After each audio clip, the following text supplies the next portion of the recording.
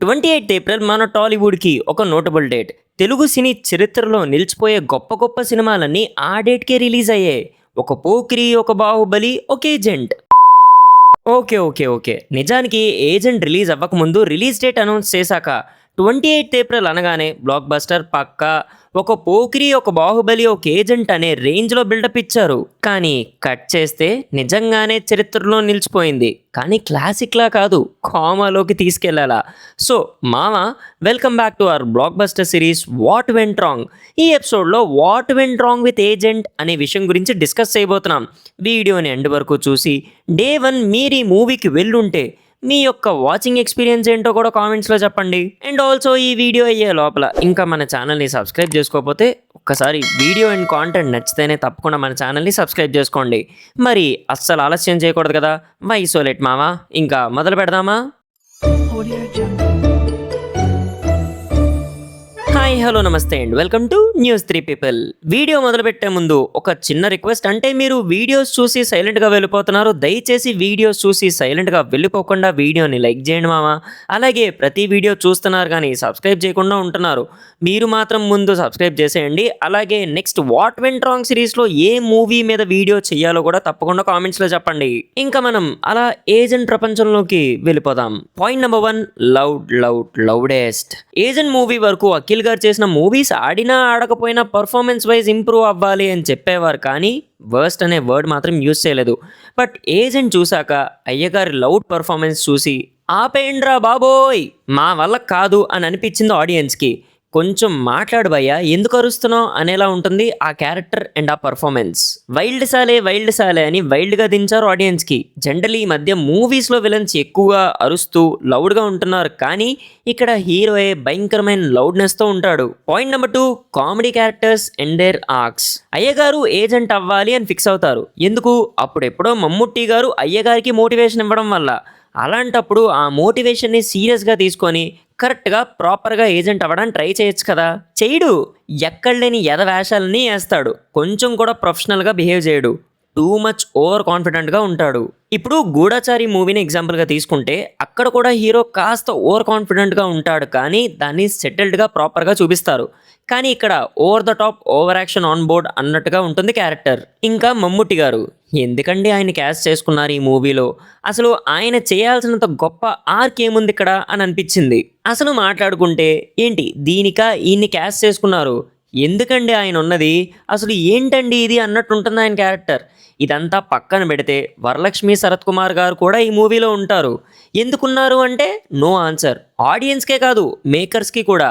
అసలు అలాంటి ఒక యాక్ట్రెస్ని క్యాస్ట్ చేసుకొని ఏదో సైడ్ రోల్ ఇస్తే ఎలా అండి? అసలు హీరోయిన్ ఎందుకు ఉంది అంటే క్లైమాక్స్ దగ్గర ఏదో విచిత్రమైన ఎమోషన్ని పెండాలి అని ట్రై చేశారు, ఇందుకే పెట్టారు. కానీ అది అస్సలు వర్కౌట్ అవ్వలేదు. ఇంకా విలన్ ది గాడ్ కంటి దగ్గర ఏదో పెట్టుకుంటాడు, అదేంటో ఎందుకో ఇప్పటికీ కూడా నాకు అర్థం కాదు. ఇంకా మహాభయంకరమైన విలన్ అన్నట్టు చూపించాలి అని అనుకున్నారు, కానీ చీప్ వైఆర్ఎఫ్ స్పై యూనివర్స్లో విలన్స్కి కాపీలా ఉంటాడు. అంటే వైఆర్ఎఫ్ స్పై యూనివర్స్ కూడా హాలీవుడ్ స్పై మూవీస్కి చీప్ కాపీ అనుకోండి, అది వేరే విషయం. Point number 3, production values and technicalities. Movie budget వచ్చేసరికి 85 కోట్ల నుంచి 100 కోట్ల వరకు అని చెప్పారు. ఒక్కసారి సినిమా చూశాక ఆ cheap green screen effects, blast shots, worst VFX చూస్తే ఎప్పుడో 2018లో వచ్చిన లో బడ్జెట్ స్పై మూవీ గూఢాచారిలోనే ఇంకా హాలీవుడ్ రేంజ్ షాట్స్ ఉన్నాయి కదరా, దాని బడ్జెట్ చూస్తే జస్ట్ 6 కోట్లు అంతే.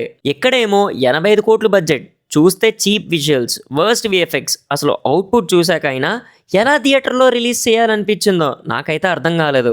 టెక్నికలీ మూవీ భయంకరమైన వీక్, డిఓపి దారుణం, పాపం ఎడిటింగ్ చేసిన ఎడిటింగ్ ఆయన ఎంత నరకం చూశాడో. మ్యూజిక్ అయితే very bad. Hip hop Tamizha లాంటి మ్యూజిక్ డైరెక్టర్ నుంచి ఇంత వర్స్ట్ అవుట్పుట్ అయితే నేను ఎక్స్పెక్ట్ చేయలేదు. ఎందుకంటే ప్రీవియస్గా hip hop and Surender Reddy గారు కొలాబరేట్ అయి తీసిన ధృవ ఆల్బమ్ అండ్ బీజిఎం తోపు ఉంటుంది, కానీ ఇది ఘోరాతి ఘోరంగా ఉంటుంది. అండ్ ఇప్పుడు point number 4, missing Surender Reddy mark. Yes, మూవీలో సురేందర్ రెడ్డి గారి మార్క్ గట్టిగా మిస్ అయింది అని చెప్పడం కంటే హీరో క్యారెక్టర్ విషయంలో కాస్త ఓవర్ ద టాప్కి వెళ్ళిపోయింది అని చెప్పచ్చు. నిజం చెప్పాలి అంటే ఇలాంటి కథకి సురేందర్ రెడ్డి గారు లాంటి మార్క్ హీరో సెట్ అవ్వడు. ఇదొక స్పై మూవీలో ఇలా క్రేజీగా వింతగా అల్లరి చేస్తూ ఉంటే క్యారెక్టర్ మ్యాక్సిమం సెట్ అవ్వరు. ఒక స్టెబిలిటీ ఉండాలి క్యారెక్టర్లో. క్లియర్గా చెప్పాలి అంటే ధృవలో రామ్ చరణ్ గారు రోల్లా ఉండాలి, బట్ ఇక్కడ అదే గట్టిగా మిస్ఫైర్ అయింది. క్యారెక్టర్ ఆర్క్ పక్కన పెడితే సురేందర్ రెడ్డి గారి మూవీస్లో స్క్రీన్ ప్లే డిఫరెంట్గా ఉంటుంది. సీన్స్ ఒక డిఫరెంట్ హై ఇస్తాయి. యాక్షన్ సీక్వెన్సెస్ అయితే చాలా బాగుంటాయి, కానీ ఈ మూవీలో ఒక్కటంటే ఒక్క చోటు కూడా ఆ ఫీల్ రాదు. పూర్తి ఆర్టిఫిషియల్ వైబ్నే ఇస్తుంది. అసలు సినిమా అయ్యాక నిజంగానే ఈ సినిమా సురేందర్ రెడ్డి గారు తీసారా అనే క్వశ్చన్ ఉంటుంది ఆడియన్స్లో. ఎందుకంటే ఆయన ప్రీవియస్ మూవీస్ వర్క్ అయినా అవ్వకపోయినా మళ్ళీ మళ్ళీ చూడాలి అనిపించేలా ఉంటాయి. ఇదైతే అసలు దీని జోలికే వెళ్ళకూడదు అనేలా ఉంటుంది. ఇంకా point number 5 and the final point, no bound script. ఇప్పుడు మనం అసలు పాయింట్ దగ్గరికి వచ్చేస్తే, ఈ సినిమా దెబ్బైపోవడానికి పైన చెప్పిన రీజన్స్ అన్నిటికీ ఒక మెయిన్ రీజన్ ఉంది. అదే బౌండెడ్ స్క్రిప్ట్ లేకపోవడం. వక్కంతం వంశీ గారు కథని రెడీ చేసి సురేందర్ రెడ్డి గారికి ఇచ్చారు. రైటర్గా ఆయన బాధ్యత తీరిపోయింది. తర్వాత సురేందర్ రెడ్డి గారు ఆయన స్టైల్లో కథని కన్వర్ట్ చేసే ప్రాసెస్లో పూర్తిగా కథని రెడీ చేయకముందే సినిమాని మొదలు పెట్టేశారు. ఇక్కడే పెద్ద దెబ్బ పడింది. సేఫ్గా సినిమా రిలీజ్ అయ్యాక ప్రొడక్షన్ హౌస్ నుంచి ఒక నోటీస్ రిలీజ్ చేసి చెప్పారు. అది చూసిన ఆడియన్స్కి పిచ్చ ఫ్రస్ట్రేషన్ వచ్చింది. అసలు ప్రొడ్యూసర్ అయినా సరే ఏ ధైర్యంతో 85 కోట్లు పెట్టారు అని క్వశ్చన్ చేశారు. ఈ సినిమా దెబ్బ అవ్వడానికి మెయిన్ రీజన్ అయితే ఇదే. ఒకవేళ బౌండెడ్ స్క్రిప్ట్ ఉండుంటే మరి ఇంత రాడ్ అయితే అయి ఉండేది కాదేమో. అంటే ఒక ప్లాన్ ఆఫ్ యాక్షన్ ఉంటుంది, ఏం చేయాలి ఎలా చేయాలి అని. ఇక్కడ ప్లానే లేనప్పుడు ఏమవుద్ది, ఏజెంట్ సినిమా అవుద్ది అంతే. ఒక రకంగా రాబోయే చాలా మూవీస్కి ఏజెంట్ ఒక బెస్ట్ ఎగ్జాంపుల్. బౌండెడ్ స్క్రిప్ట్ లేకుండా దిగితే ఇలానే దిగిపోద్ది అని చెప్పడానికి. సో ఫైనలీ ఏజెంట్ కాస్త అర్ధాంతరంగా అంధకారంలోకి వెళ్ళిపోవడానికి రీజన్స్ అయితే ఇవి అని మేము అనుకుంటున్నాం.